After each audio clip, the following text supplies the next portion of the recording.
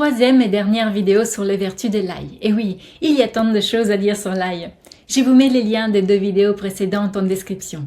Quelles sont les propriétés médicinales de l'ail et quelles sont ses contre-indications? Il existe un composé chimique dérivé de l'ail qui a été isolé pour la première fois en laboratoire en 1984. Son nom est l'ajoène. Il s'agit d'un bisulfure insaturé résultant d'une réaction chimique impliquant 2 molécules d'allicine. Lorsque la lysine se dissout dans l'huile, une abondance d'ajoène se forme. Des études scientifiques ont démontré que l'ajoène possède de nombreuses propriétés qui pourraient justifier son utilisation en médecine. Il peut agir comme antioxydant en inhibant la libération des superoxydes, comme agent antithrombotique et comme antiviral, notamment contre le rhinovirus, l'herpès simplex, la vaccinia, les virus para-influenzo humains et le virus de la stomatite vésiculaire. Dans l'infection par le VIH, il semble bloquer les processus viraux dépendants des intégrines. L'ajoène a également montré une activité antibactérienne et antifongique, notamment contre Candida albicans et Tinea pedis.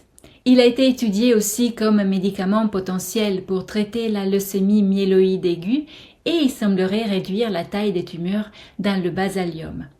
En 2012, il a été prouvé que l'ajoène inhibe les gènes régulés par le système de quorum sensing, un système de communication entre bactéries qui leur permet de coordonner des comportements collectifs en fonction de leur densité. De toutes ces découvertes, on pourrait déduire que l'ail possède vraiment des propriétés miraculeuses. Cependant, il existe certaines contre-indications à son usage alimentaire.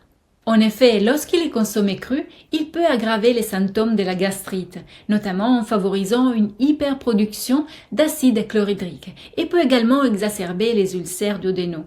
Un inconvénient secondaire à l'utilisation de l'ail est son odeur, due aux nombreuses substances volatiles qu'il libère à travers la peau, l'urine ou la respiration. Pour minimiser cet effet désagréable, il est recommandé de commencer par des faibles doses, puis de les augmenter progressivement. Cela donne à l'organisme le temps de mettre en place les processus biochimiques nécessaires pour métaboliser ces molécules volatiles. Il a également été observé que chez les personnes exposées à cet inconvénient, il pourrait exister une carence en vitamine A. Pour éliminer l'odeur d'ail de la bouche après l'avoir mangé, il suffit de mâcher une tige de persil ou quelques grains de café. Enfin, il existe de nombreuses variétés d'ail. On distingue 3 principales: l'ail blanc, le plus courant, l'ail rose, comme le rose de Lautrec, réputé pour ses qualités gustatives et son arôme, et l'ail rouge. Abonnez-vous à cette chaîne pour découvrir bientôt des recettes simples à base d'ail pour bénéficier de toutes ses propriétés. J'ai hésité à faire cette 3e vidéo sur l'ail car c'est un peu plus technique que les autres, mais je voulais vraiment vous donner le maximum d'informations à ce sujet important. À l'avenir, je vous parlerai de l'ail dans des versions plus simples et pratico-pratiques, avec des recettes que je filmerai en direct pour vous montrer pas à pas leur réalisation. Continuez à suivre mes vidéos et restez abonnés. Et si vous êtes pressé et vous voulez découvrir tout de suite plus de 200 recettes rapides et très simples pour pichonner chaque organe, je vous propose de vous inscrire dès maintenant à la formation en ligne Adapter son alimentation.